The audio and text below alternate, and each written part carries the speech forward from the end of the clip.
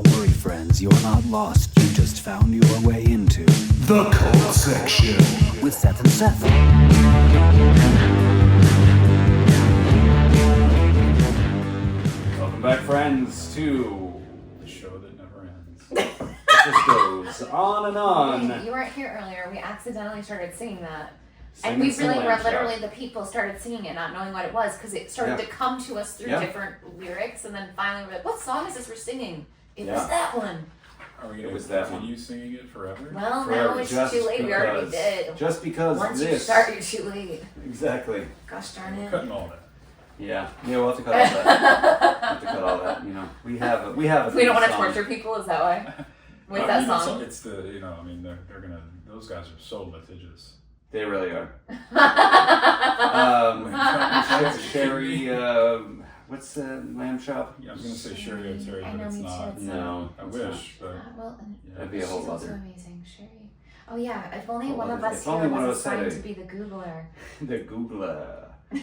Look, we don't want That's to. my official term. We don't want to demonstrate a preference for any proprietary search engine. And- You know, you Right. could be looking on Alta Vista over there for all we know. You could be asking I don't know what Jeeves. it is, but it could be. He's back again.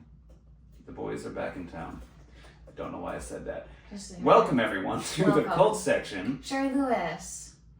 Welcome Sherry Lewis, Sherry Lee Lewis. if you're watching. Sweet, sweet Sherry Lee Lewis.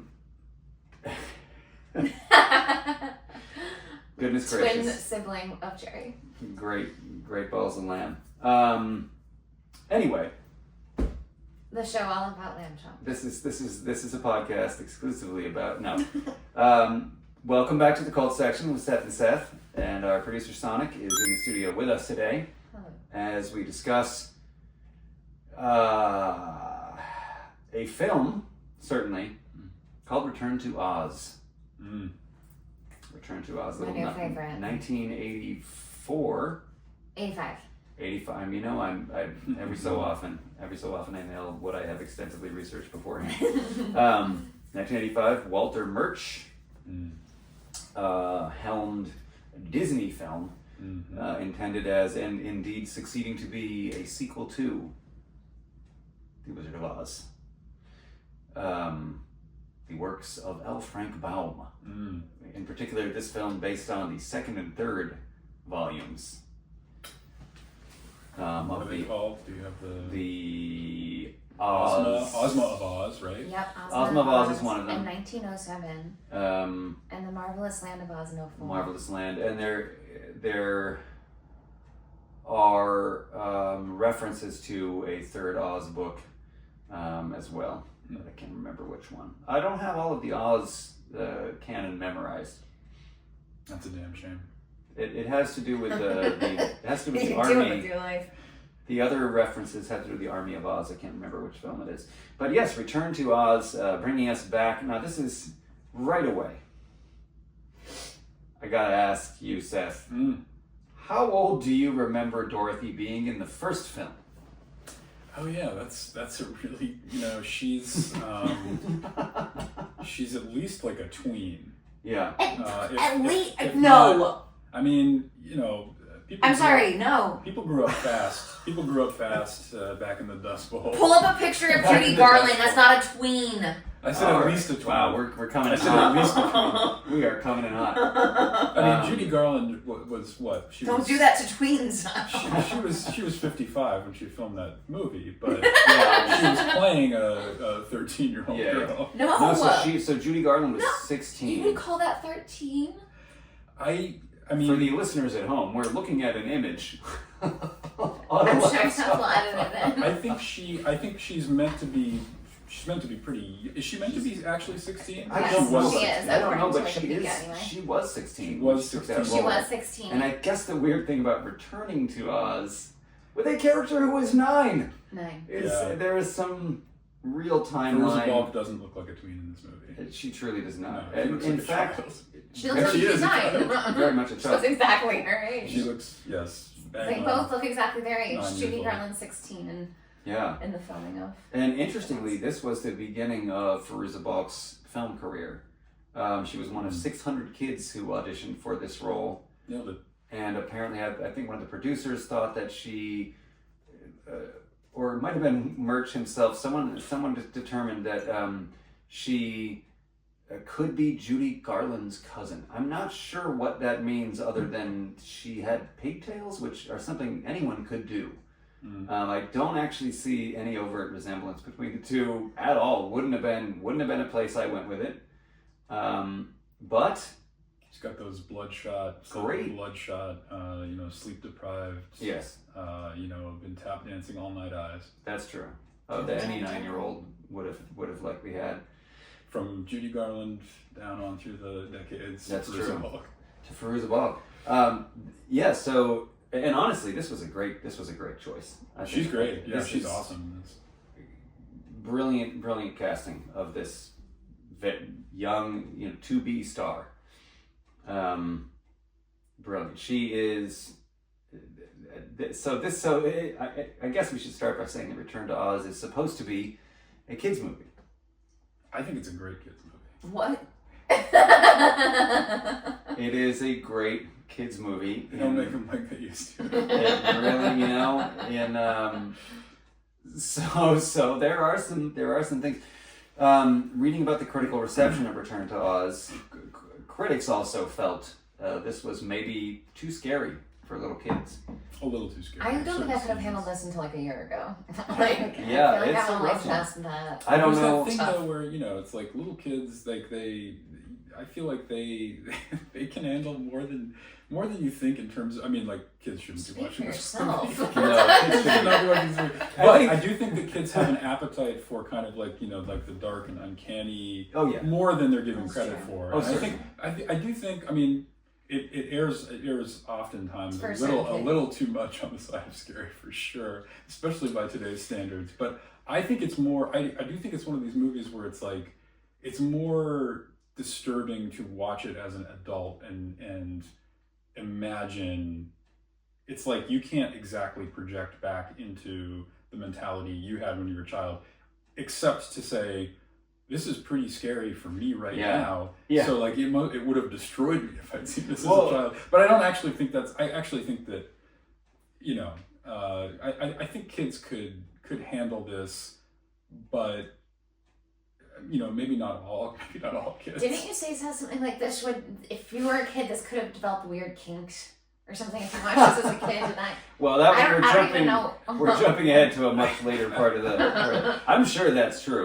This is I think definitely. that's true of anything too, though. That's true. Yeah, I guess so. Yeah. But this film does have some very pronounced, interesting choices. Strange imagery. I do want to say Dorothy's character, I thought was my favorite character of all characters across all times, finally beating Christine from Baskets. Wow. Okay. This Dorothy in particular. Yeah. Baskets Dorothy. This Dorothy is my favorite character I've ever seen yet. Baskets, the Zach Galifianakis brainchild, Louis Christine Anderson. was previously my favorite character ever. He, that character is amazing. He completely disappears into the role. She's perfect. Louis Anderson is Christine Baskets. Really, almost the same character as Dorothy, if you think about it. They both love Costco. No, not really. But and I'm sure everyone needed me to clarify that that's not really the case, because otherwise you'd start thinking about it. You don't know what Kansas is like back in 18 when? I don't know. When was it supposed to take place? When was it supposed to take place? Dust Bowl 1900 era. Dust Bowl. Oh yes. Doctor says it's it's about to be 1900. In just so 2 months. 1899. It's 2 months. It is it's the waning October months of 1899. October 1899. Yeah. Woodstock. And as any children's story should, it opens with Dorothy essentially can't shut up about Oz and her imaginary friends, and so her loving aunt lovingly packs her up for a jaunty little cart journey out of the absolute middle of Kansas plains. Yeah, Andrew Wyeth painting. About 20 minutes down the road to New England, where there are fall leaves and a forest and a mental institution. Yes, a beautiful sanitarium. Just bring in your tight hallways. 9-year-old niece right into the mental hospital, where it quickly becomes clear she will be treated with shock therapy. It's a classic situation of you your insomniac daughter into the parlor of the sanitarium, and it looks really nice. It looks really nice in that parlor with the stamped tin ceilings. The doctor seems like a really nice guy. He does. In that one particular room you're in. You know, they got a nice staircase. They got a nice little, you know, rug on the floor. You know, like a nice lovely thick rug carpet. Beautiful mahogany desk. Yeah, nice couch in the background. Nice very couch. nice couch. Don't forget about that couch. Don't forget about that Remember couch. the Shea Lounge. And I think. they're making, you know, it's a classic admissions office situation going on. And the doctor is, you know, he's making Dorothy feel at ease, talking about how his electroshock therapy machine looks like it has a little fun face on it, and isn't that fun? And this is some heavy. Here's its tongue down I'm here. like triggered by you saying making her feel at ease because like he's really doing the opposite. Well, he is. Well, Auntie M is so impressed. You can tell that Auntie M is very, you know, she's like, this is the kind of place that I want to leave my daughter overnight. It makes all the adults there just like ignore this child. Like she's talking about us, like, okay, idiot, like shut up, like Look, we're just gonna fix you. You're fine, Dorothy. They're all It's so fine. it's 1899. Could I introduce you in some gaslight? Yeah, and here's how she is like the Big Lebowski to me. She's just Wow. like, I mean the dude, Jumping not in. the other one, the wrong one. I don't remember. You know me, I never remember The characters. Big Lebowski. Oh, you mean The dude. less large Lebowski? Mm-hmm. Lebowski standard. Yeah, I don't know his The first dude. name. Yeah. What is it Do actually? we ever Anyway, know? she's like him because she's just like, okay, this is just what's happening. And I think that's the, you know, that's the attitude of all of the little children of the 1980s that saw this movie. They're just like, oh, okay, yeah, let's see where this goes. And then, you know, they take her down the hallway. The hallway is very, very narrow, a little bit of a more institutional feel, very dimly lit, very, very creepy scene of going to her room. Slightly People are decrepit. Shut in her gray. room. Yeah. So it's a classic bait and switch, and you know they do it all the time. They did it in 1899. They're doing it today. Oh, They're selling you on the parlor. It's too and true. then they're putting you in, you know, Rebert East. You know, Don't judge the a worst dorm sanitarium. on the entire campus. Don't judge a sanitarium by its parlor. Is what No, I always do tell not. people. Do not be And skeptical meanwhile, of the parlor. The real reason she's in here right now isn't even about the whole she won't stop talking about Oz. Everyone would probably be fine with that if it weren't for the fact that Auntie Anne says that her lack of sleep is making her not as good of a worker in the mornings. Yes. It Like is that's the about. main reason. Yes. You're not working good enough in the mornings. We need to fix you so you can work better. Here's And, a question. Her every... uncle's got a broken leg, except That's right. it seems like he's maybe faking it a little bit at this Okay, point. I want to ask about this. So this is something I noticed right away. So he's got a broken leg. It's mended. I can't. It's hard to say is his leg fixed and he's faking it, or is his wife just gaslighting him about his injury? Because it's I hard think to. that's It's hard. not. I It's think a little she's like, you're not man enough for me if you're not going to pretend you're healed already. And yet he has managed to single-handedly, apparently, beautifully frame out a new house that as we've heard 6 months ago was a tornado. So in 6 months, this guy has cut and perfect 2x4s, and because this is the He's middle like of the all Dust alone, Bowl. just him doing Yeah, it. he's half built a house. And it's important to remember that he has half built a house when the film starts. Mm-hmm. It's important to remember he has half built a house when the film starts. Just the frame. Just the frame. So there are the classic just the frame. Sorry. There are some moments visually I want to touch on in the beginning of the Sanitarium because there are some seeds planted here. Yeah. We see the face on the machine. Yes. And he talks about, like he said, the little guy's got a little tongue hanging out. He's got little eyeballs for his, readouts. When Dorothy is in her room in the sanitarium, she is visited by presumably another resident who somehow manages to open a locked door, walk in, and gift her with a jack-o'-lantern. Yes. And then she leaves. And so that jack-o'-lantern is an element before the rest of the film. Mm-hmm. And the little face on the little machine is an element before the rest of the film. Mm. And there is... I took notes on this because there is a attendant with a cart who's wheeling a cart around the hallway who is wearing a long-sleeved jacket where his arms seem to almost be disappearing into the cart with squeaky wheels that he's wheeling around. And she stops and has a brief exchange with him. So all of these things... A sinisterish exchange. Yes. That vibe. There's also what appears to be, what would be sort of, I guess, like the headmistress of the Sanitarium, who is wearing, got to be the most arch costume that I've ever... I mean,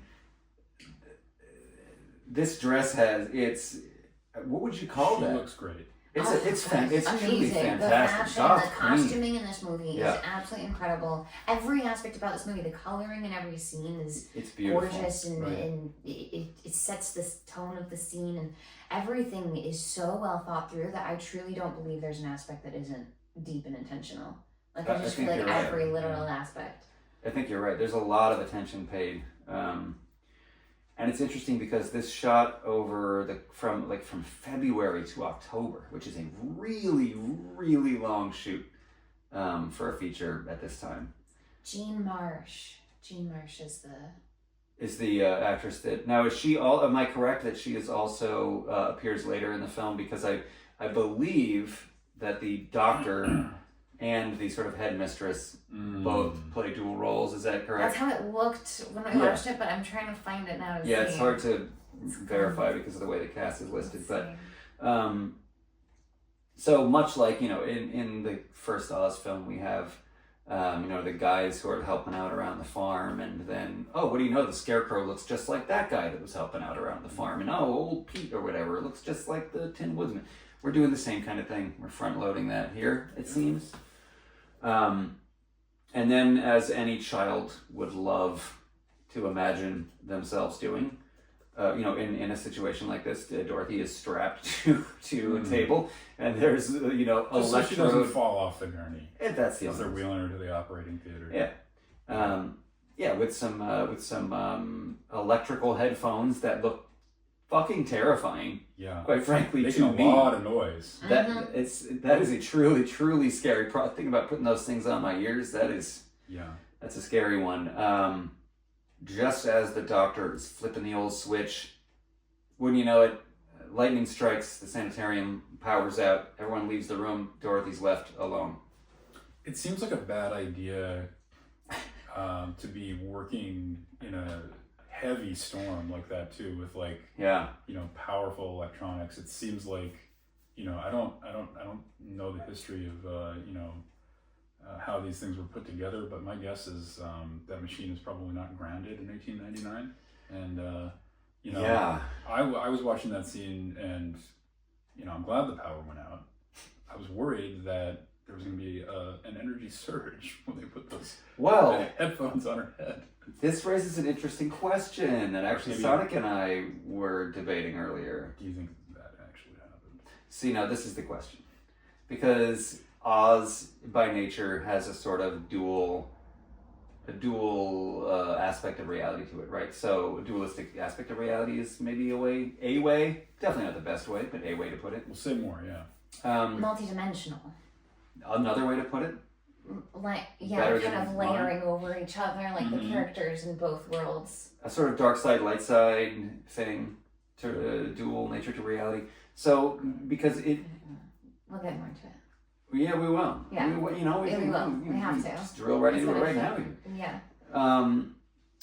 It being, on one level, in both of these Oz explorations, we're led to think, okay, so this is happening in the mind of a child. And it's really cool how, she's pulled from her environment and put it into her imaginary landscape. And there's another read that I feel that we're supposed to simultaneously entertain, which is this is happening. Yeah. Sure. So it's both. Sure. And the weird thing about this movie is we're treating this as like mental illness. And again, as you mentioned, it's only mental illness because it's affecting, the value to shareholders type vibe, right? The productivity of the worker is the only real issue, which is also interesting. So in this film again too, my question is, does the shift to the secondary reality occur at the moment that the switch is flipped and the power goes out. So does the power go out? As you said that, we had a little glitch on the screen at 6:01, by the way, keep going. That's perfect. This means something. It's 6:01. It might. 6:06 in the thing. Okay, keep going. It's fine. It's good. It's all good stuff.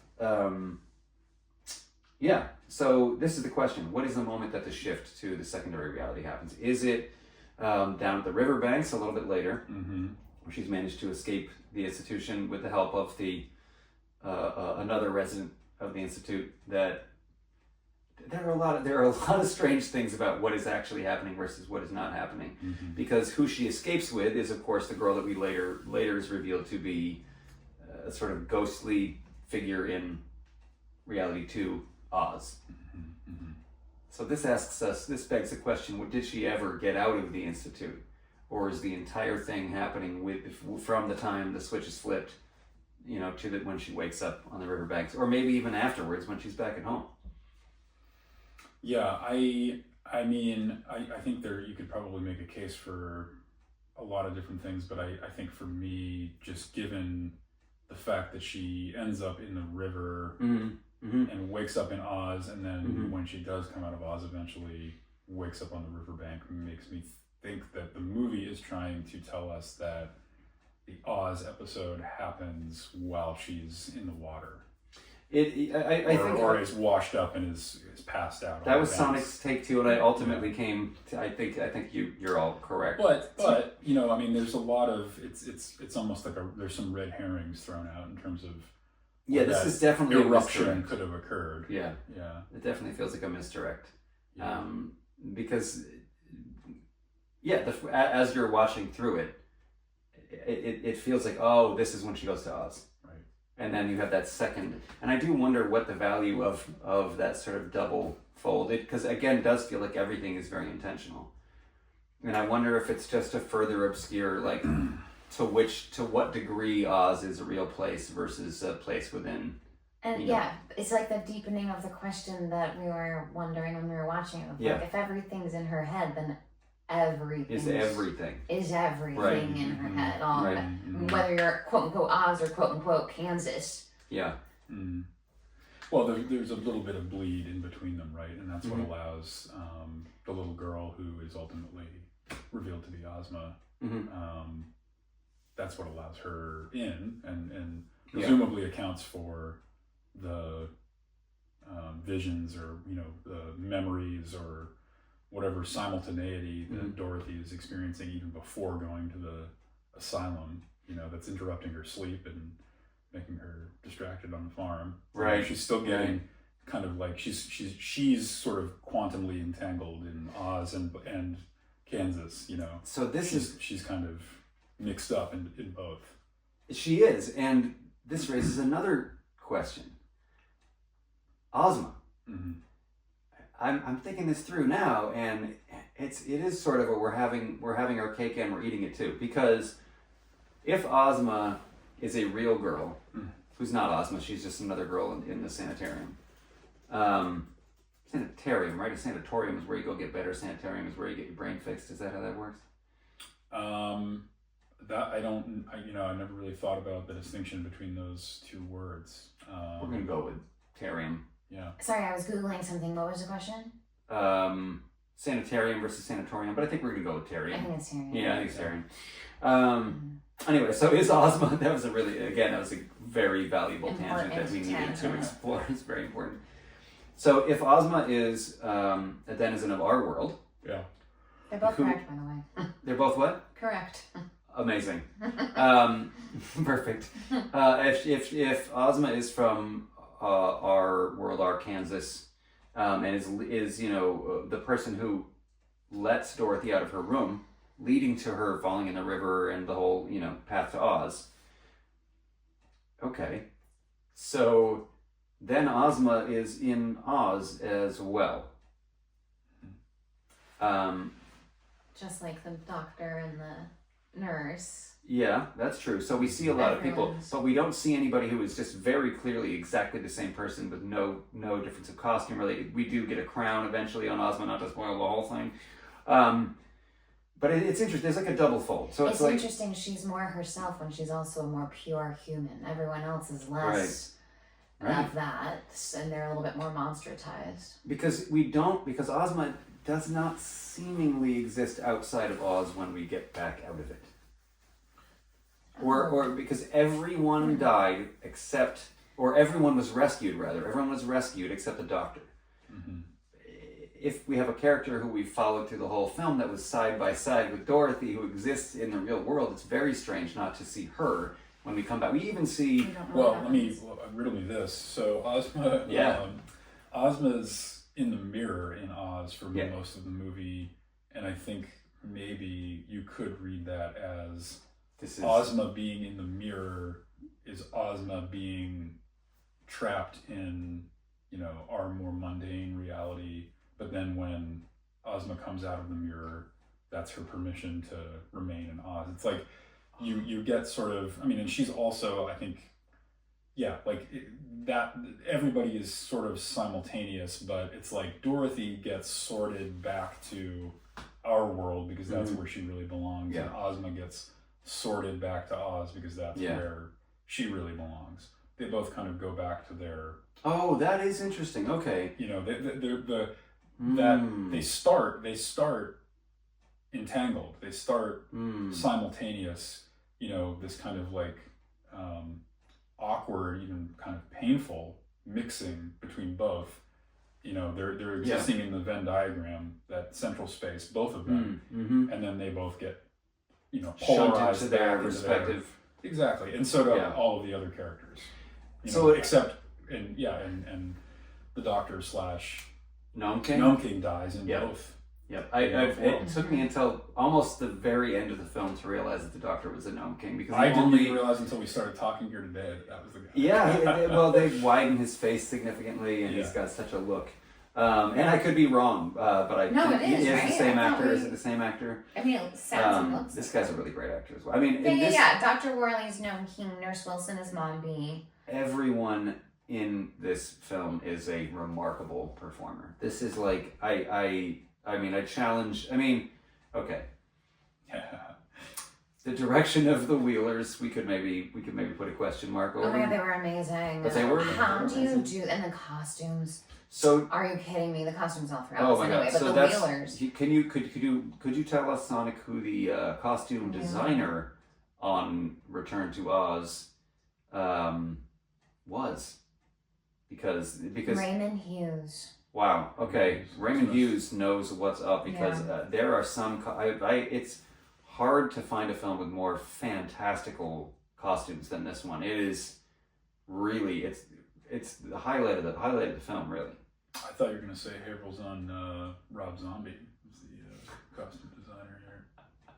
It's a little disappointing to hear that. Rob Zombie would have maybe gone in a slightly different direction. I did feel like Mombi had very strong David Bowie Labyrinth vibes. Mm-hmm. And a little bit of like glam, a shredder. Yeah, glam, and like there's like a sort of seduction, not like a romantic seduction or of any kind, because again, Dorothy's 9, but there is like a sort of like, you're gonna want to hang out here, this is great, and then right into, because I'm gonna stick you in the tower until that head is ripe to be harvested. Right.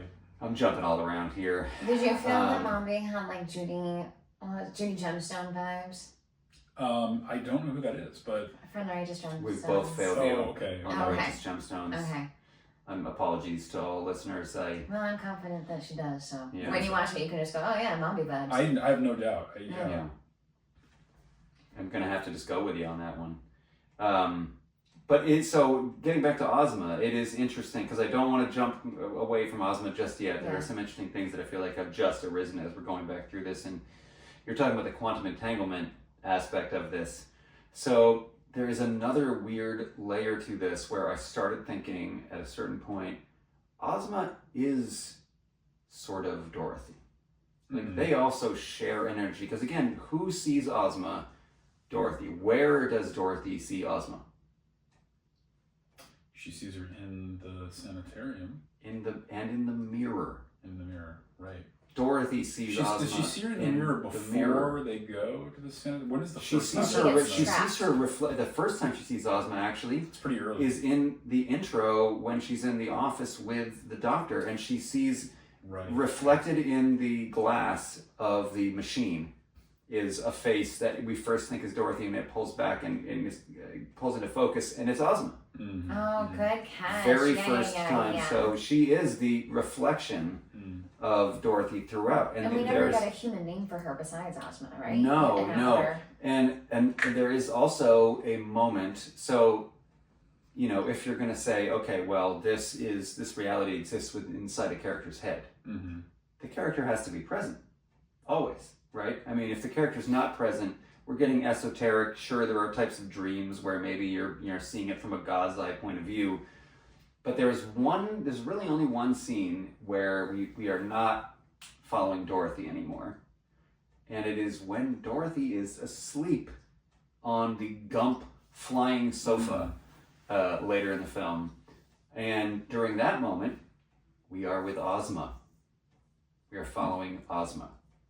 Almost as if Dorothy's dreaming Ozma. Total non-existence of Ozma when we return to contemporary reality that is not really mentioned is also interesting. She does see Ozma again right at the end of the film, again in the mirror. As you mentioned, like they both shunted back to there, but it's almost like it's the whole who is the dream and who is the dreamer and what is the dream. They are only present in the same physical space for maybe 2 minutes of the. So in the sanitarium in the beginning, which can't have really happened because the door was locked. So that's again kind of bending reality.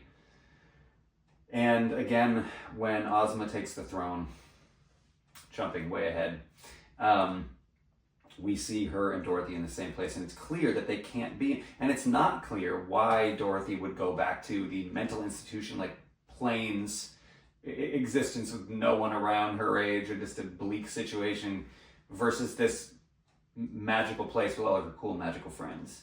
She just can't be there. She doesn't belong there.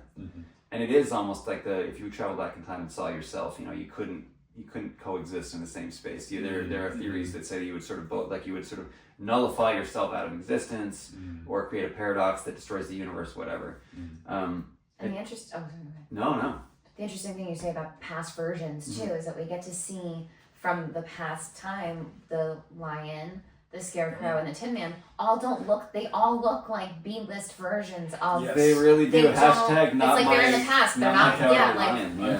An interesting thing about like past versions not being as like quote unquote real or something. It is weird. It's strange to see. Because everything was so intentional and so well done. They didn't have to make them seem that unless they really wanted to. Make the cowardly lion into an oversized stuffed animal. Which was weird. It was like, this guy doesn't matter anymore. We want to make sure you know. Yeah. She's over this chapter. We're going to make him silly. Notably, no human faces on any of them. Yeah. And it's like, I don't know if they thought in '84 that we should expect to see the same actors. I mean, this is like 1939 was the original, right? So, I don't know. It's a weird choice to just make them, instead of recasting them, being like, no, you get it. We're just making them into like a stuffed animal and what looks like a posable action figure of the Tin Man and the Scarecrow was goofy Scarecrow. Honestly terrifying look. Yeah. I loved it, but it was terrifying. It's uncanny. His eyes don't move, but his mouth does. It's disturbing. But yeah, so I don't know about, what do you think about the quantum entanglement of Ozma and Dorothy? Well, I mean, I think they could both be one another's dream. They could be, Ozma is the fantasy of Dorothy, and, you know, by the same, you know, mirror sort of logic, like, you know, what's exotic to... you know, a little girl in Oz, it might be Kansas. That might be a pretty fantastical, unusual place. Yeah. You know? Which would be a bummer for Ozma because they shot this whole thing in England, weirdly enough. They're dreaming each other. Yeah.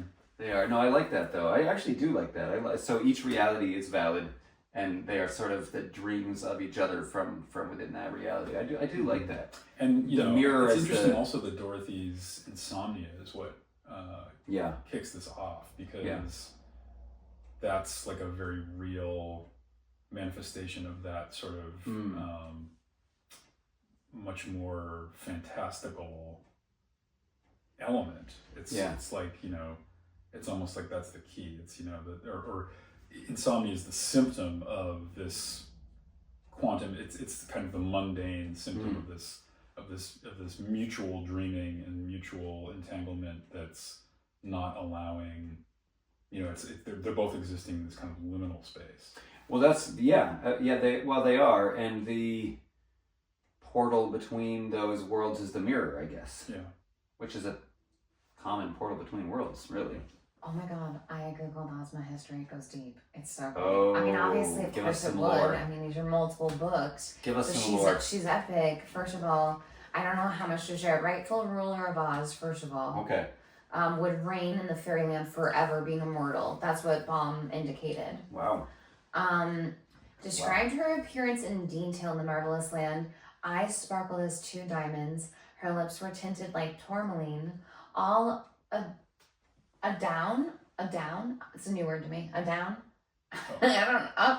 All adown her back floated tresses of ruddy gold, and with a slender all adown. Okay, I got it now. I like that. Slender jeweled circlet confining them at the brow. Okay, these are words that are. So but this is the really cool thing about her. She's the daughter of King Pastoria. As an infant, she was given to the witch Mombi, who we're going to talk more about. That's who the nurse was. Thank you for this lore dump. Yeah, this is really, all of this is necessary to better understand some things that happened too. Yeah. Well, not necessary, but fun. Mombi transformed Ozma into a boy and called him Tip, short for Tipitarius, in order to prevent the rightful ruler of Oz from ascending to the throne. Ozma spent her entire childhood with Mombi in the form of a boy named Tip, and he had no memory of ever being a girl. During this time, he managed to create. This is when he made Jack Pumpkinhead and became Jack Pumpkinhead's mom through the Mombi powder of life. Very interesting. So Ozma, when Ozma was wait. So Ozma is Jack's mom because she's sorry. How are we? No. I mean, that's just. It's very. Yeah. It's. I did not know I had this. It's like an reverse Adam's rib type scenario. Yeah. Where she's like shedding her masculine self into a separate entity. The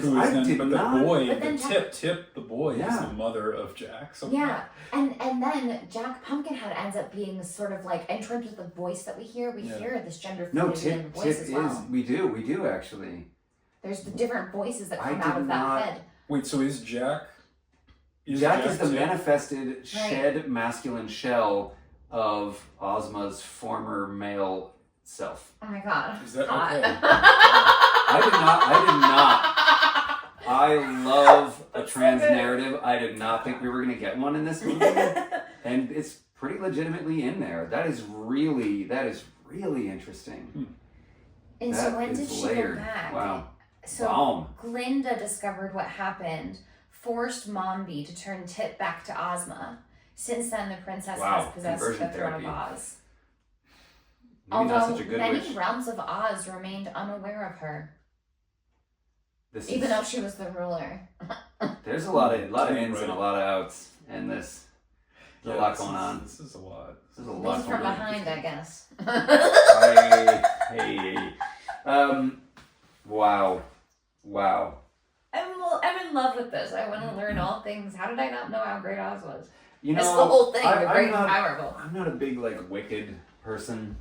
It's fine. Oh, it's awesome. Neat. I'm glad it's there. Oh I know my god, it's amazing. People are really enjoying it. Well, this is the thing. Is it is so much of its own thing, and I'm not trying to, hurt it or damage it. But it's become so much of its own thing in this revival way, centering around that show, and then films and TV that are centered around that show, that you almost forget that it's connected to the Wizard of Oz universe. Right. It's like Oz is this whole other thing now, and we forget its connection to the earlier stuff, right? Like I didn't actually think about, and there's been so many though. There's been so many. Yeah. But I mean, taking the focus off of Dorothy and putting it onto the witch character and following that, it's great, but it has created a. It's aesthetically very different too. It is, yeah. I did feel like this. So also this Oz is like a darker part of Oz. It's got it. So when Dorothy gets to fell apart without her. Well, is that? That's how it feels. Oh, exactly. She hasn't been there in 6 months, and now Exactly. the yellow brick road. Oh wait, we're Yellow jumping brick road ahead. is crumbling. We're jumping all around. It's fine. Stop the so podcast right now. Go watch this film if you haven't yet. after she almost too gets late. vaulted, and we don't know, did she get vaulted or did that blow a circuit? I like to prefer to believe that, because then it's like she never got hurt. I don't want her to have gotten hurt. She's too perfect. Well, you don't want a child protagonist of a Could you imagine? It's a been controversial take. to receive full I prefer safety for ECT. children. Yeah. But when she then runs to escape and gets into the river, and there's that moment where the Ozma is on the like a Jack at the end of Titanic board, and then suddenly there's like a jump, there's like a jolt in the camera work. It looks different all of a sudden, and now Ozma's gone, and now suddenly Dorothy is in a crib. This is the transition moment. Or a And crate well, or it's something. a I don't crate. know It's what a it is. crate from the family farm, and who's in that crate along with Dorothy when we show up in the middle of a small. I do love how we're in a raging river, and then somehow that raging river leads to a pond in the middle of a desert. A deadly desert. Very shallow pond in the middle of a desert. Which thank God someone knew the lore, because the film would be very short if Dorothy just stepped out of the crate. I guess she turns to sand and it is over. Exactly what would happen if she were to step on the sand. But she also, very fortunately for her, has a very wise chicken with her, who is now just anthropomorphized into Belina. Belina the chicken, who role. Yep. One of my favorite things, as soon as Dorothy wakes up and she's like realizing, oh, where am I? I'm here with this chicken, Belina. She asks, have you been here all night? And Belina goes, I've never been so wet. Oh, that's what you're talking about, where their love that. dialogue doesn't really match up. They're like in different worlds, Yeah. but together. Yeah. Like they're in it together, but they're never like matching up their dialogue in a way that like Well, is the same world. I've got to think that might have been a practical concern, but now that I'm thinking about it. Because reading about this, there were 40 chickens. 40 chickens that played Belina. Wow. In addition to definitely an animatronic and a puppet or two, because I hope. So, Oh yeah. again, it's somewhat doubtful because the name of the animal handler in this film is Culling, which I find to be a disturbing last name. It's a disturbing surname for an animal handler in a film. I mean, I think the guy did a great job, don't get me wrong. I'm perfect, John. Did we see at the end? I didn't actually. Very sorry to say I didn't watch all the credits. I'm a bad cinephile. But were any animals harmed during the making of this film? You know, I'm going to assume that it says that they They were weren't. not. Yeah. Usually it's most of the time we try to stamp, but you know, having not seen it myself, I can't say for sure. You know, you got to find out No animals were harmed. who the best boy was. You. Honestly, Tip. best boy is an important job. I don't want to. Tip, it sounds like. Sounds like Tip. Boy. Best boy is an important job. All those jobs are important, and everyone should watch all of the credits to the very end to fully appreciate the work done by... Ronnie Homewood was the best boy. I'm sorry? Ronnie Homewood. Ronnie Homewood, Good great job on this picture. Home. So, yeah, I have written down here, the chicken is perfect. I did think that the chicken work was really, it's like uncannily remarkable. Where did that chicken go to Julia? Especially when we're thinking about, you know, the last film we talked about was 1995 film full of practical effects, In the Mouth of Madness. And for some reason, the chicken work in this 84 film just blew me away, like blew me out of the water in comparison. The animatronic chicken looks like a real chicken that is just dubbed really well. I love the eyes. There is a very weird audio element. I don't know if you noticed this. But if you didn't, and you still have a rental, or you bought the film and you can go back and watch it again, or if you, the viewer, remember this film from when you know, were younger, or, you know, when you watched it last week or whatnot, jump back in. And I'm very interested to know from a sound perspective how every scene, whether we are out, clearly we're in an outdoor environment, even if it's a giant soundstage. Some of these shots were in an outdoor environment. Some of these shots were in a cavernous environment. Some of these shots were on the edge of a cliff. Some of these shots were in a small room. every location there is so much reverb. So much reverb on every line of dialogue. You would think it was ADR, but unless this is the best ADR that's ever existed in a film, it's not ADR. Most of these lines are spoken, and the amount of reverb is truly shocking. It's like goth vocalist levels of reverb on everybody through the whole It's thing. really beautiful. It is a lot of reverb. It gives you like it gives you a sort of haunting, mysterious effect. I would say if they limited it to Oz, then it would actually be a really cool, innovative thing. Yeah, we thought at first it was like Dream Echo or something. We also get it when we return to Kansas, so it's just a strange audio choice. It's just like a guy was like, man, we gotta crank that reverb up, and got in there and just worked on that knob. And we love your sound crew. It was very enjoyable. it was great. It was great. I guess it does make the whole thing dreamlike, you know. You know, that's true. And that goes back to what Sonic was saying, but if it's in her head, is it all in her head? Actually, that is one interesting read on the age discrepancy. Because one of my first notes is here is more like pre-turn to Oz. Because again, you left Oz at 16 for 6 months and returned at 9. Yeah. But if this whole film is inside Dorothy's mind, hence the reverb.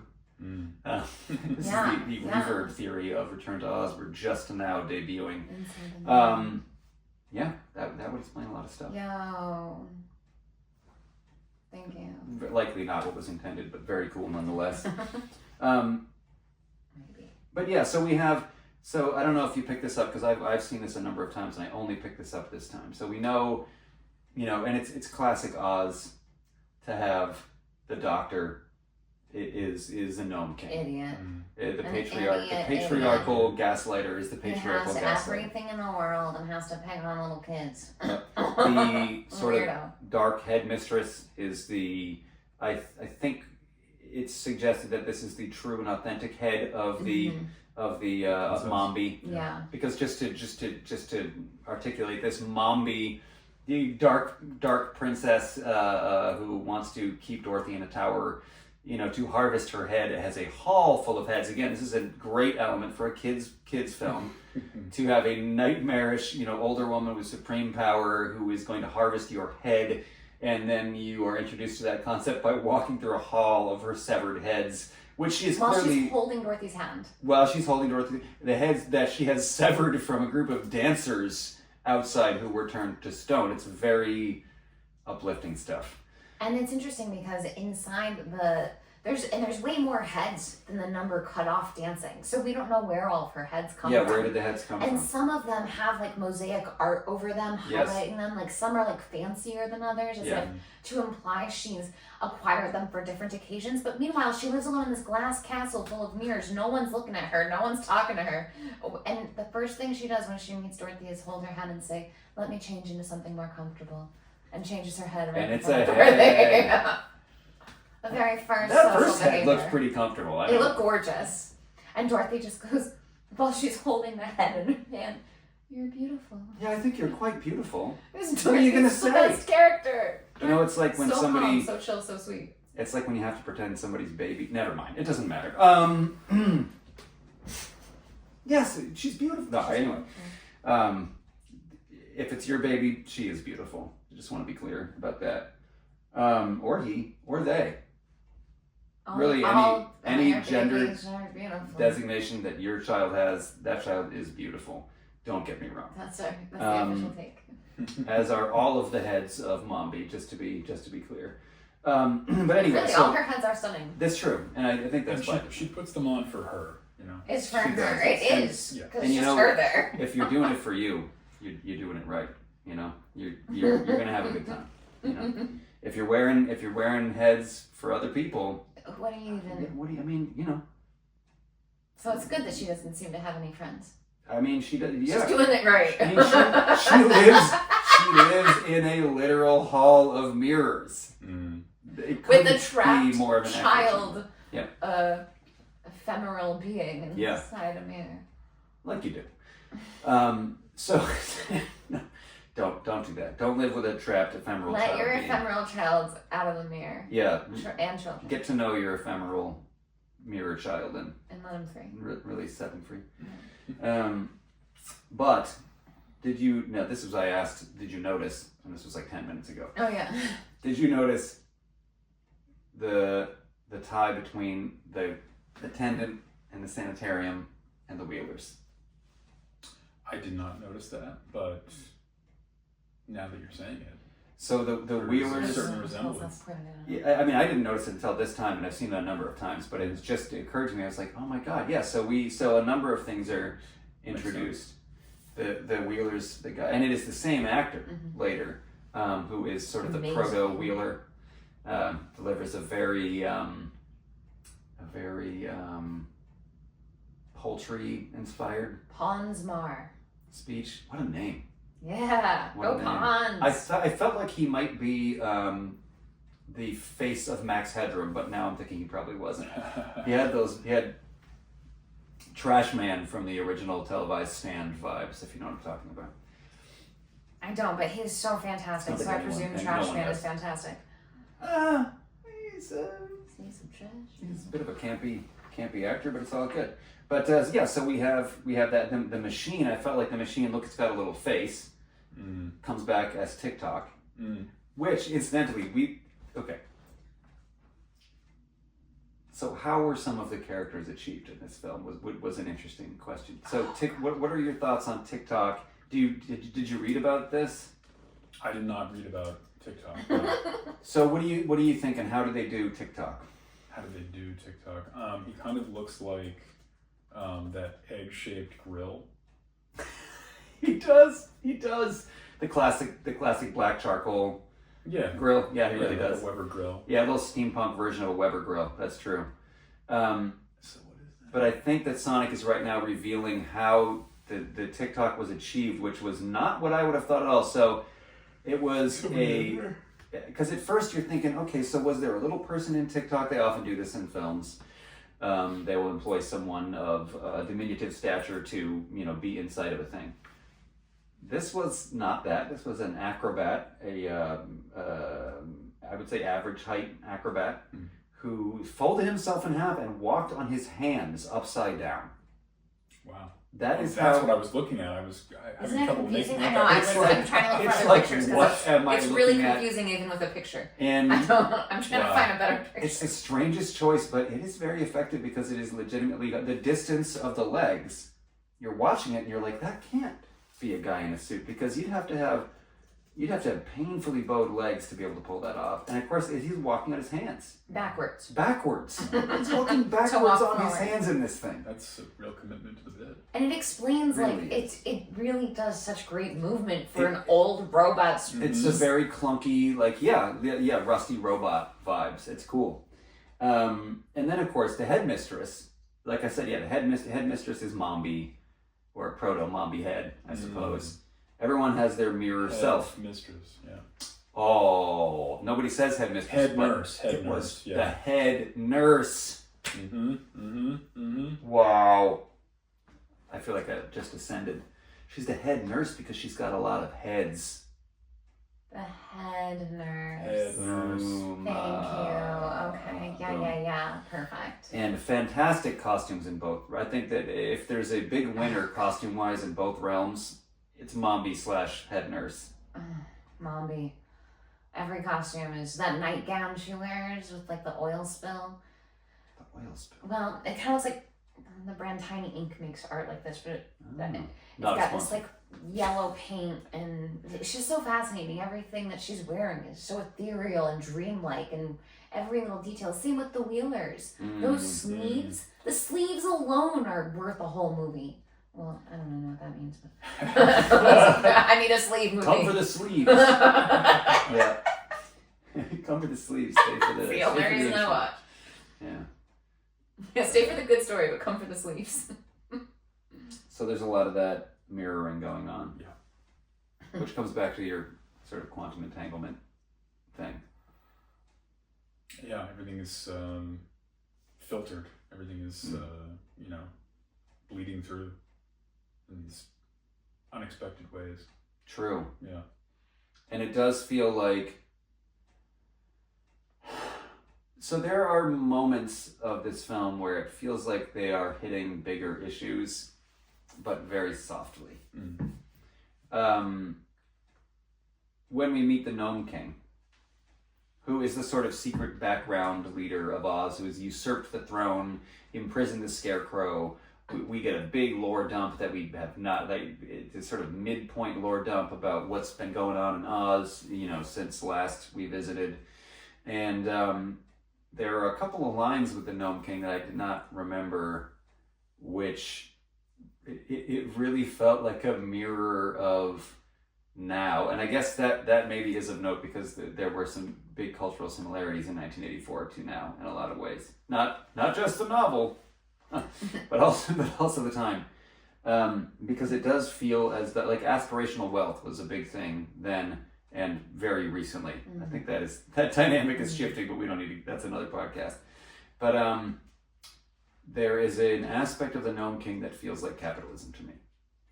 Because he is talking about how, he may have, and colonization, he may have taken this from you, but do you think we should give things back that we've taken? Well, what if we don't want to give them back? What if I can own everything? What if I can own everything? She says at one point, but you have so much already.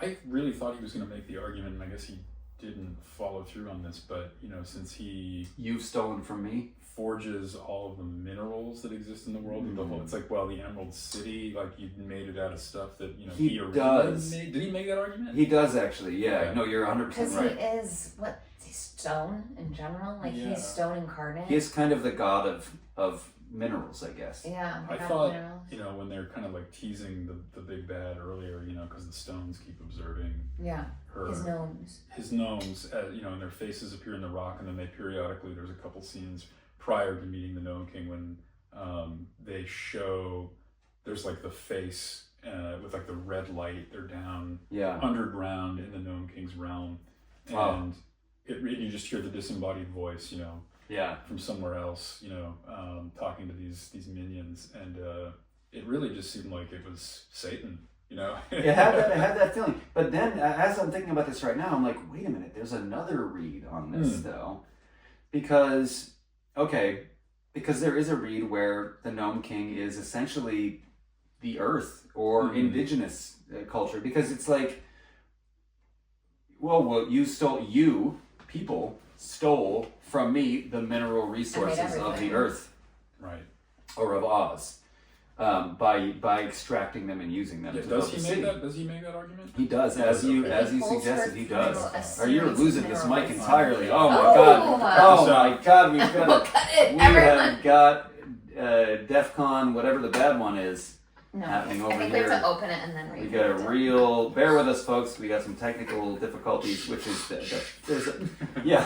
there's first time for everything, and this is the first time.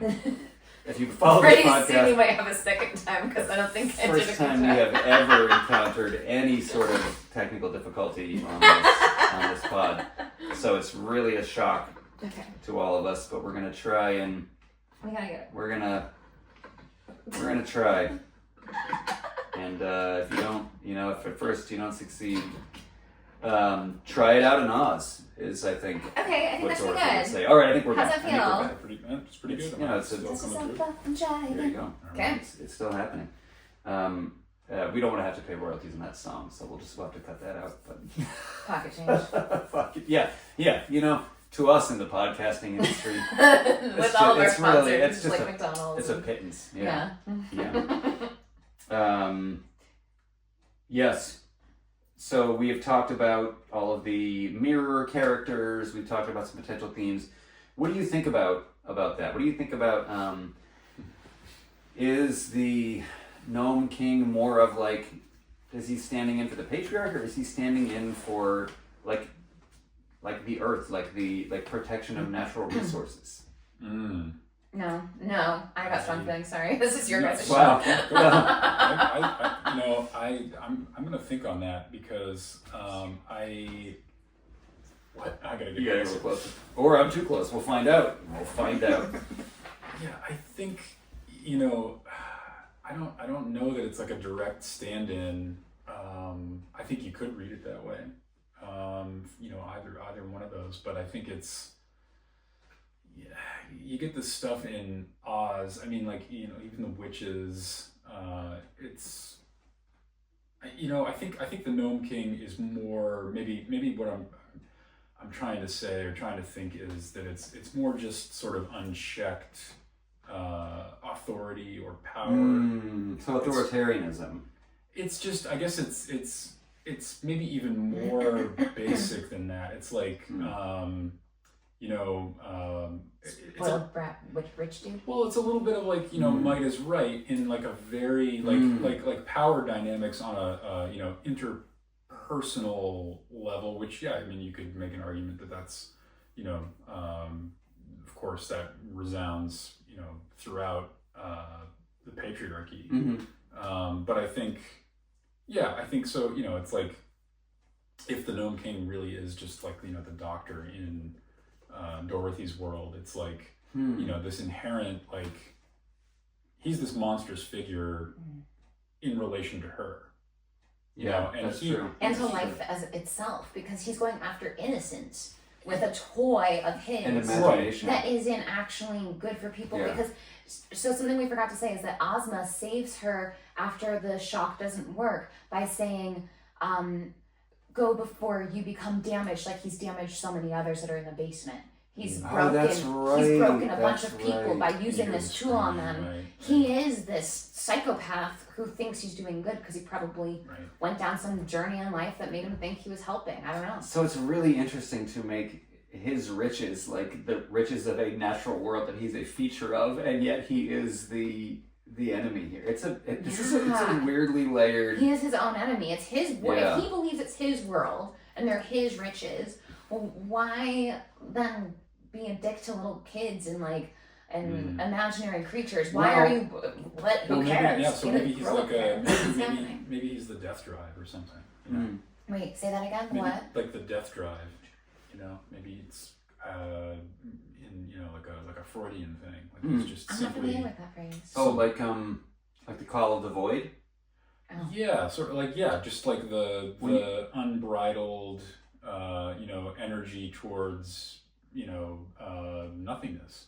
Entropy. Yeah. But he wants everything. He wants riches. He wants knickknacks. What does he call them? Trinkets? He calls them No, something. this is true. Ornaments. No, well, he does. No, he does Ornaments. convert. Ornaments. But then there's this whole other aspect of the Gnome King that's also very interesting, where he wants to be human. He wants to. You're right. He wants to possess everything, including the humanity, and he wants to do that by. He creates this ruse where your friends have to guess some questions. It's very clear that he's just stealing their life energy to make himself more of a real man.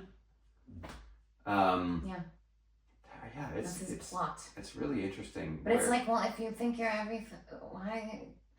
It just, he just seems like a bratty, low IQ jerk. I mean, like that's how he comes off, like bringing a us child back full pretending to be a circle man. to I sort of accidentally being a commentary on now. And in a way, Dorothy is so well put together throughout the whole thing. She really is. Even as, we haven't even gotten to like how she brought to life, or the Jack Pumpkinhead guy, and they start falling through the air, and Jack feels that it's his fault. It's not really his fault. But as they're falling, Jack is like, I'm sorry. And she's like, it's fine, nothing you can do about it now. And they're just in a free fall. And it's like, that's the chillest response to a free fall ever. Like, all right, cool, we're already falling, so. Yeah, and so she's so mature. And then the stone guy, this Gnome King. Well, of course she's mature He's because so she's immature. It's like. because she's a 16-and-a-half-year-old, 9-year-old, so of course she's mature. She's an old soul. Really, truly. So there's some really wild themes in this, and maybe on one level, it's like as you all were discussing that, I'm thinking, okay, so maybe there is a certain level to which, like any authoritative male figure to a child, does have a kind of very threatening. There is a threatening vibe of that. There's that threatening vibe of like total authority, of like adults that are stand above you in some other world of judgment and unself-aware, yeah. Right. So. Yeah, it's like and the princess also. Yeah. You know, is like a, you know, it's there's a bit of animus versions of that. You know, it's like this is sort of, you know, this is a nightmare of masculine authority, and this is a nightmare of feminine energy and authority. Yeah. And that's the dark masculine, the dark feminine, and they even do like the tarot card when it looks like her swords are in her back. I wonder how many tablets there are of tarot cards that I didn't. That is interesting because I never would have seen that. But the costume of the Princess Mombi, when she is forced to bow before, and this is like a theme I feel like we've seen in a bunch of films, and I can't trace it back right now, but the lower, and then you're all the way down, and it's like lower, I can't go any lower. When she's doing that, we pull back, and the shot of her from behind looks like I think it's the Ten of Swords. Is that the card that's like the bad news, sort of like card? In the backs, all the swords in the backs. That is a figure bowed over with 10 swords in the back. And the costume, what used to come down is now coming up. And does really look like a very weirdly placed tarot card reference in it. Again, in a children's film. But so I don't know. I think as a sort of dark fantasy movie, still totally succeeds. It literally is my new favorite movie. I'm not exaggerating. It's such a good movie. It's really, really great. As a children's film, it didn't maybe hit, the marks you'd want. Again, it's not even, so by today's standards, it's pretty mild because you don't have like any visceral violence or any sexy stuff or anything happening.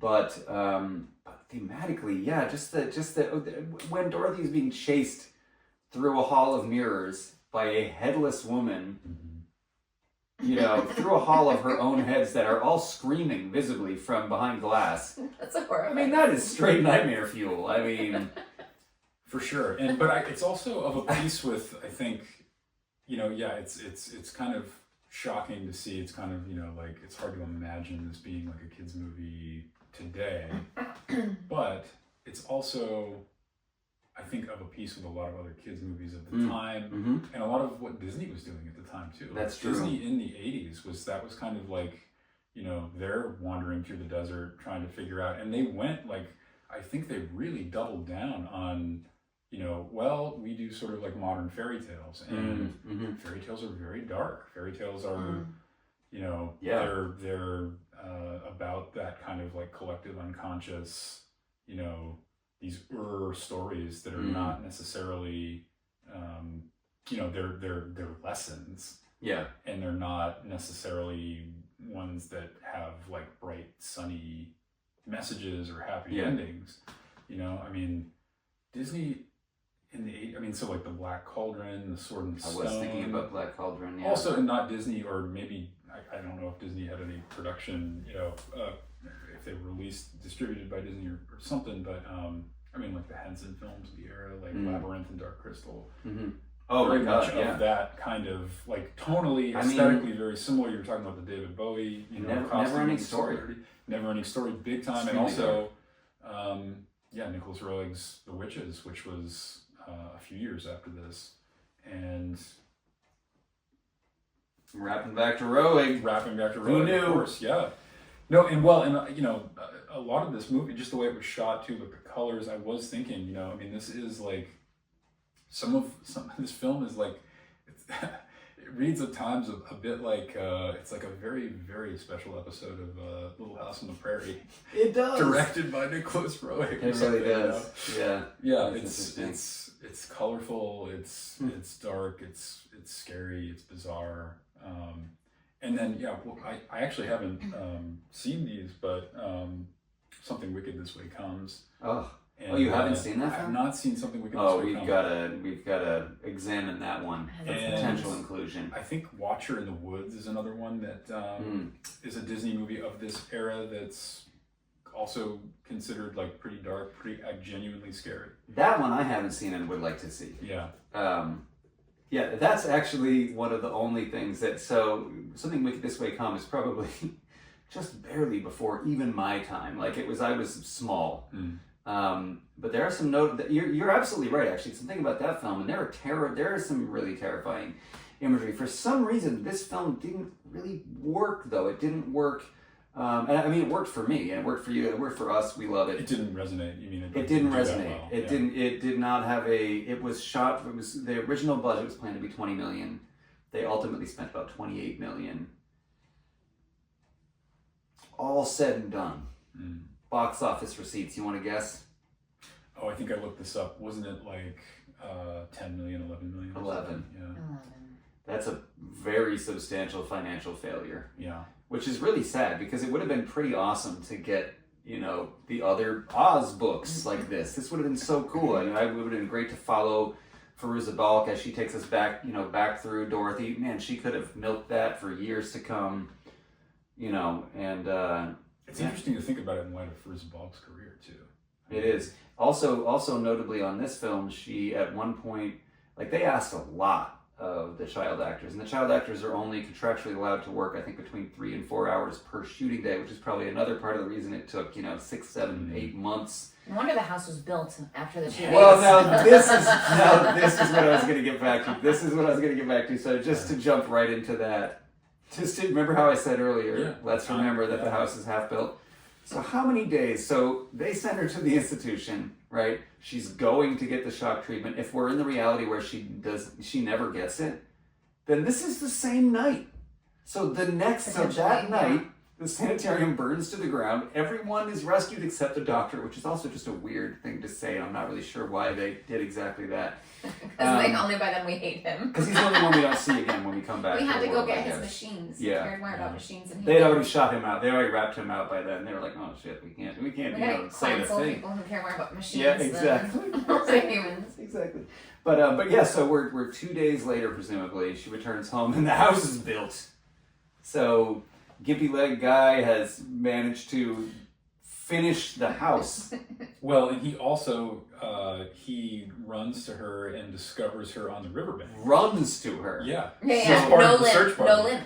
New timeline. She comes back. House is made. You're right. Yeah. Gimp is gone and limp is gone. I don't Well- know. I think that's an inappropriate phrase. I don't know. And, But we're not perfect people. But Okay? and also the dog.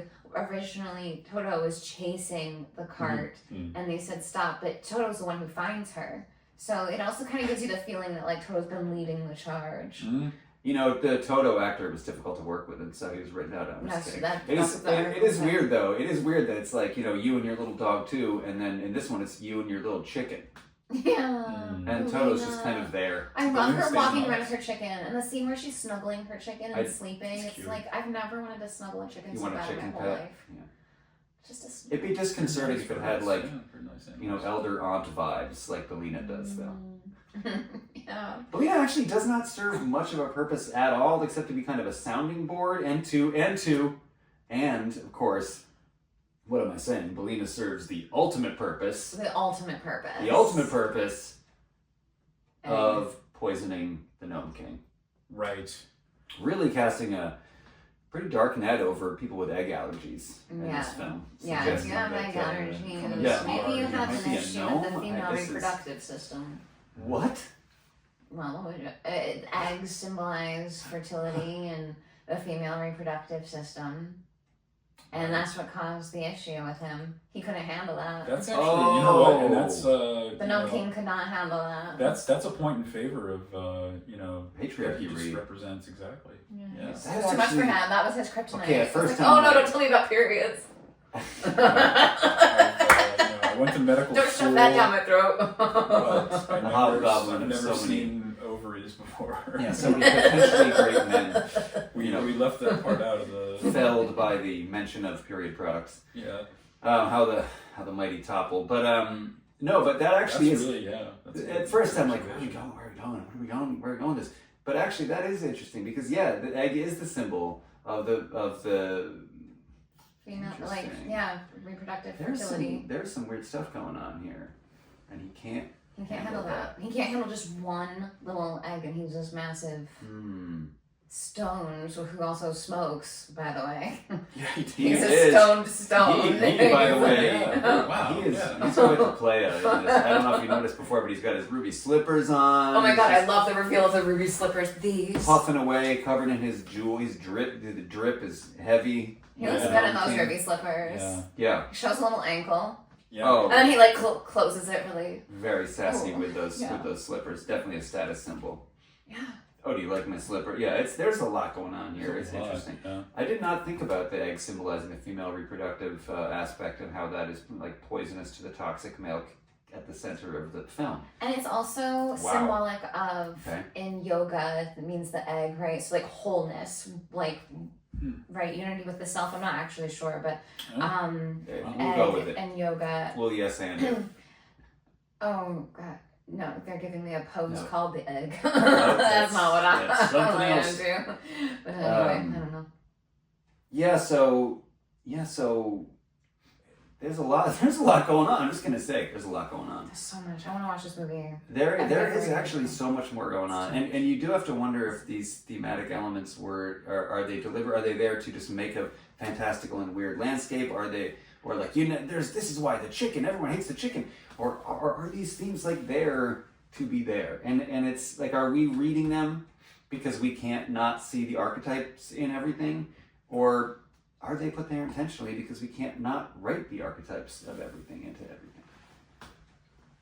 Yeah, that's a good question. I think they're intentional. I mean, I have to imagine. I don't know much about L. Frank Baum, but especially if this movie was like more faithful to the books, apparently, which it is, than the original Wizard of Oz, and just given the time when they were being created.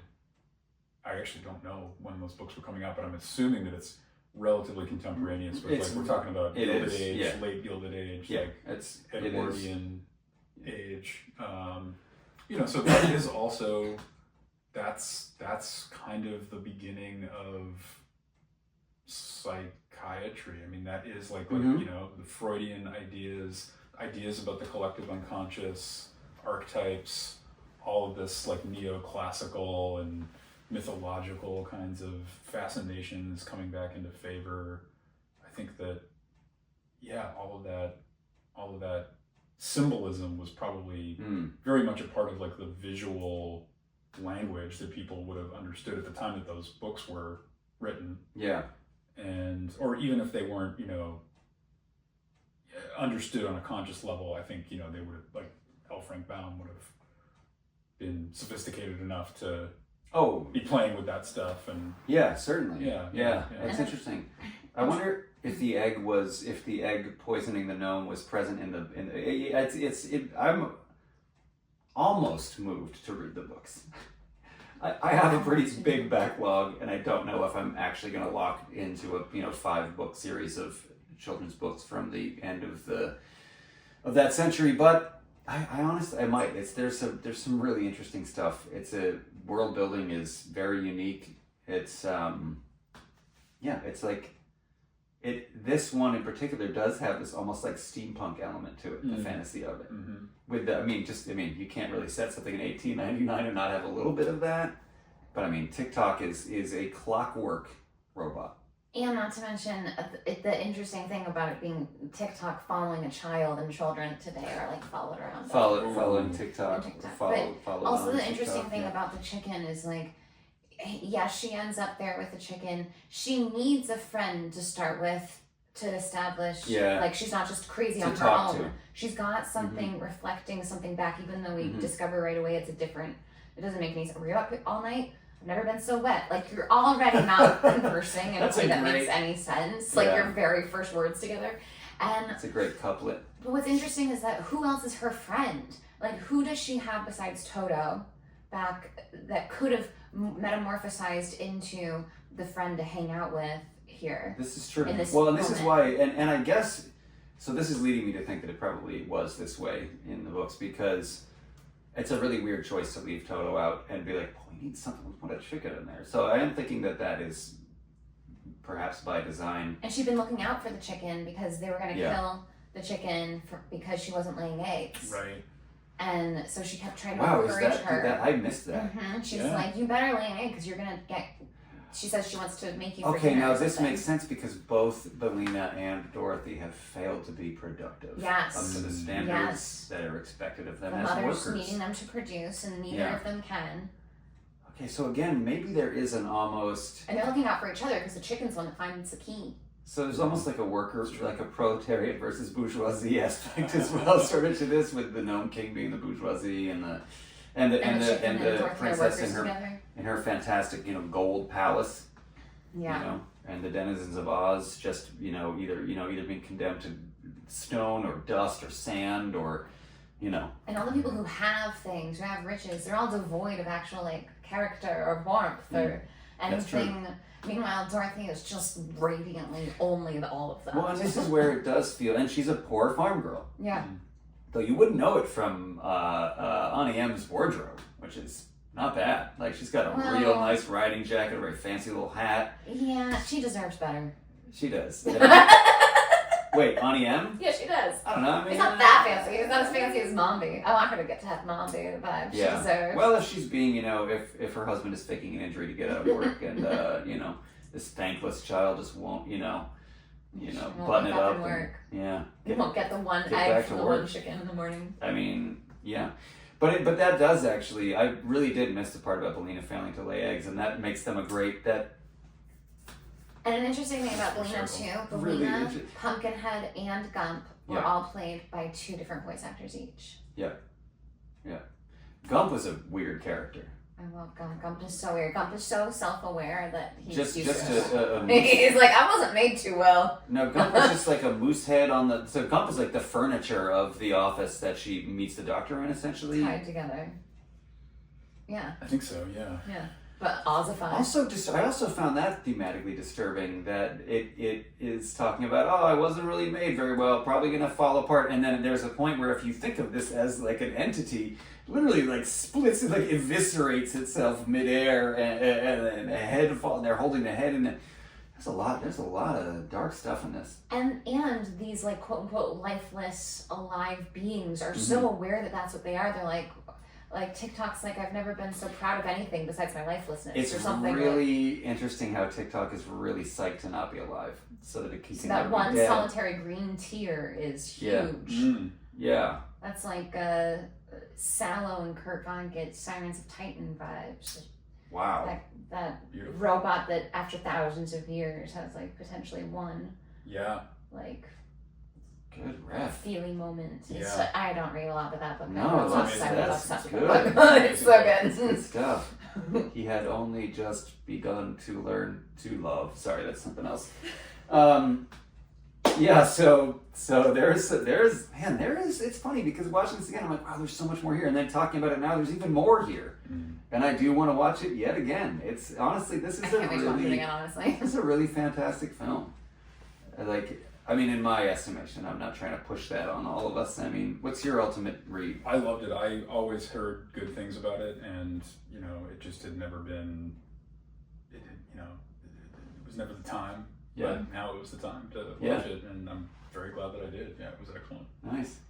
I mean, I feel that it meets the criteria that we have sort of loosely established to find its place in the section. We've got.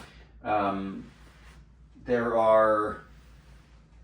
trying to think if there are a lot of like zingy, memorable lines in this. I don't know that that's a necessary requirement because there are so many unique, visually, like really like iconic, almost like dark archetypical, moments. There's so much of that in there. So much of these, it's like really weird, visually memorable things. That alone takes us pretty far down that road. There's just so much strangeness, big swings being taken. All the stuff with, I can't remember like specific lines, but it was just the moments where Jack is like, will you call me mom? Or can I call you mom? Okay, Mom. Call me by your mom. Yeah. Right, yeah. Yeah. It's a different film. Yeah, can I please call you mom? Even though I know it's not so. Yeah, Like, yeah. That line, I mean, No way, she smiles and says yes. she immediately is like, she's like, she couldn't be more delighted to like, you know, Yes. be like the surrogate mother to this, Yeah. this And other And creature. and she's got the heart, she's got the energy. Yeah. Yeah. She's a good mom to him. Well, and again, It it's is, yeah. to To me, that was like a line that stood out because it was just so like it's Incredible. you're it's really like you know you're asking a lot here. This is like a really poignant, even though it's in a shot, you know. And Like, it's just like, yeah, of talk, course. and she's like, yeah, Yeah. I'd love to. And So I call you simple. mom. Yeah. Of course though I I'm your know- mom. Though I know it's not so. Yeah. That is powerful. Well, and there is, not to be, you know, too kumbaya about the whole thing, but there is a real like found family Yeah. theme that I find really Her army. maybe that's the most beautiful thing to me. And honestly, the most tragic thing is her parents are out of the picture. She has this aunt who seems to mostly view her as a pain in the ass if she's not out there, you know, earning value. She cares, but for yeah, the it's this shareholders. old-fashioned idea Yeah. of like if you're not earning value for the Yeah, shareholders. not creating value for the shareholders. What's your worth? She's a business lady. Yeah, I don't know, but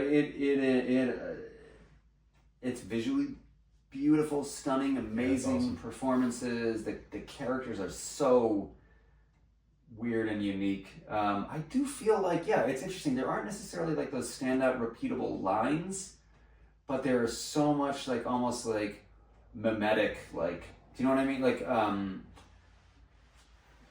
iconic weirdness that really belongs like to this film. There are some real big overlaps between this and Neverending Story, which is very strange. Yeah, well, even like the visual style of the Yeah. Gnome King and all the rock people. Or the Rock Biter. Yeah. So the good Gnome King in Neverending Story. But then again, like the having to, like when the Gnome King is transforming all of Dorothy's friends into objects to make himself stronger. Having to leave Artax in the swamp.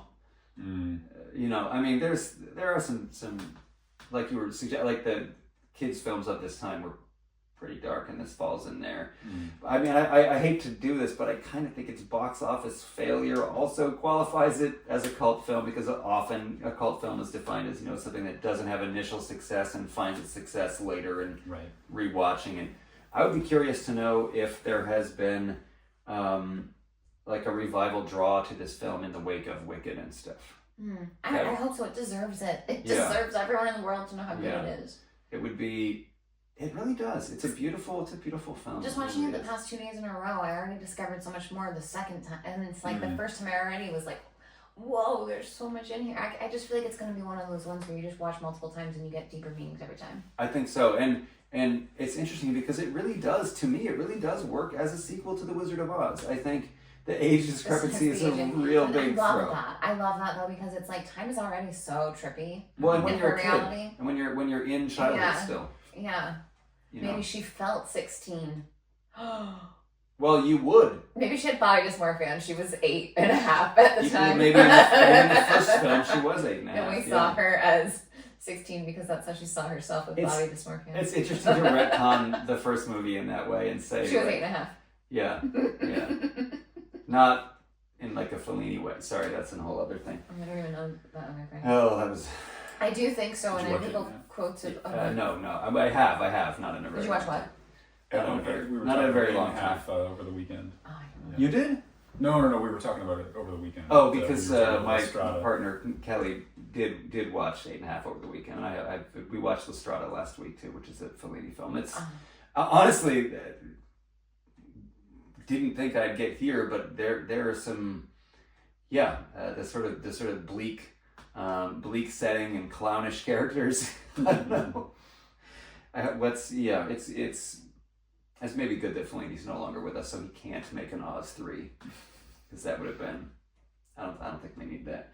I don't think there was any timeline in which that was likely, but I do think there's a catchphrase though. okay, give me the catchphrase. I have always valued my lifelessness. I do That's love. I I have just always think it valued my is. lifelessness. There are some good moments. And the quote when she's falling through the sky, and I recorded it, but I can't find it right now.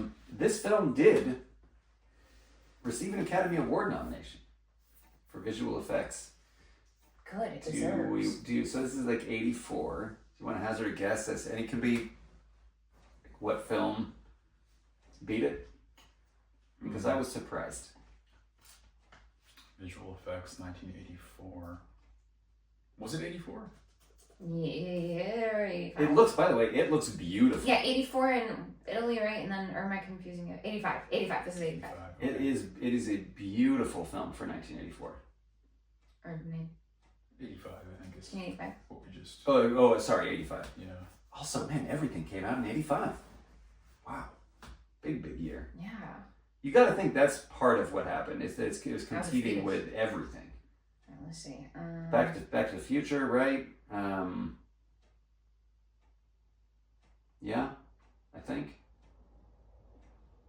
It hasn't shown me that yet. It That's only okay. shows like 10 we're pictures at a just time. gonna- So we got Girls Want to Have Fun. We got After Earth. So far as all things I haven't really known. Oh, Goonies. Goonies was a huge. Wow. Legend. Goonies- Legend. I want to watch Legend. Oh, Tom Cruise as a child. We should do Legend at some point. I started it and I loved it. It is. Have you seen Legend, Seth? No. Another incredibly bizarre kids film, and also Teen Wolf. very early Tom Cruise. Okay. Very early Tom Cruise. Childlike. I think I know Childlike Tom who. Cruise. Yeah. I think I know who we'll have to have sit in when we do that one. Is that a Ben Tracy? Well, no, this is a. We have a. I don't know if we should last name deal. I don't know if we should. But we do have a friend who would, I'm sure, love to talk about Tom Cruise. Okay. And it is. You were very close. Oh, yes. Okay. Yeah. I don't know what movies I should say out loud. A chorus line, gotcha. Jess, if Heavenly you're Kid. listening, this is a shout out to you specifically, in case you didn't pick gosh. that up. The And if you're Bad not, Seed, why aren't you? Vision Quest. Better Off Dead was 85. Better Off Dead. Was Better Off 85. Dead! Yes, Better Oh, Off that's Dead. Okay, so Well, tell us that which, would be- who won Best Visual That- Effects. Okay, that's so I know confusing. we're great. I'm great at closing the loop. Cocoon of all things. Cocoon. Oh, you actually told me this already. Yeah, Cocoon, which I don't remember having especially standout visual effects, but it could be. Maybe it's the fact that Wilford Brimley looked like an old man and was 43. Oh, it's got these glowing beings. Again, But compared to what we just I'm saw. not seeing that taking the cake, but I guess the Academy did. And that's how the cookie crumbled. Academy likes their insiders. They love They anything do. with Wilford Brimley. And then the last note I have is hashtag not my cowardly lion, but we already covered that, I think. We so. love him anyway, though. Yeah. He's still lovable.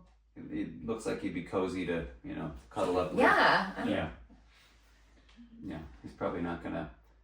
I guess he's cowardly, so that's. He's done. He's retired. They're all retired. Yeah. The he didn't have previous any- ones. neither They the- look retired. The Tin Man didn't get a line. They're done. Tin Man and the lion had nothing. Not one word. Nothing to say. They were just the receivers of hugs. Which is, That's nice. if you get Easy a life. she could get some hugs. So I'm saying we put it in. Are you putting this in the I'm section? saying, this is what I'm saying. Put that thing in the section. Yeah, let's do it. So word to Nicholas Roeg, man. We'll see if we can get you in there with witches, but so far, you're the outlier, my friend. Oh. Maybe you should have made it a little more fun and a little. Sorry, I'm referring to Bad Timing by Nicholas Roeg, which is definitely not a film that anyone who That's a is- kid's movie. It's. I would That's not. an 80s kids movie. Not recommend that we take the kids to that either. Make them watch Return to Oz. It's going to build a lot of character. Make them. And Strap them down gently to suggest to your children that they view Fairuza Balk in Walter Munch's Return to Oz. Is it Munch? Am I right? Murch. Murch. Oh my God! I'm sorry. Not the beloved Law and Order. What am I talking about? We're all tired. It's been a long day. It's been a The long day. nurse's name is Miss Wilson. Now we Anyway. never heard that at any point. So at lie down, when she tells her to lie down and strap in, like when they're like strapping her to the bed. The doctor says, "Thank you, Mrs. Wilson," or something. What did your aunt tell you? Dorothy says, "To do what you told me, Miss Wilson." Good Miss catch. Wilson, yeah. Good catch. Yeah. She will, son. She will. She will sin. So I guess that does it for Return to Oz. I'm gonna say do return to Oz. Wait, anytime. Again and again. Over and over. Do return to return. It's a gift that keeps on giving. Otherwise, To the us, yellow that's brick road falls apart. That's true. We It's don't just want a that. yellow brick. That is true. That's a line. That's a line. That is that a- Bellini says it's really good. It's And you just can a use yellow that brick. in almost any situation. It's so good. I use it every day. Thank you, friends, for hanging with us again for the cult section. And we'll see you next time. We'll see you in our mind's eye. It's just a yellow and brick. we'll hear you in our ear's eye. And in our heart's eyes. Yeah, in our hearts, eyes, ears, And mouth. and mouth. Have a good one, and we'll talk to you soon.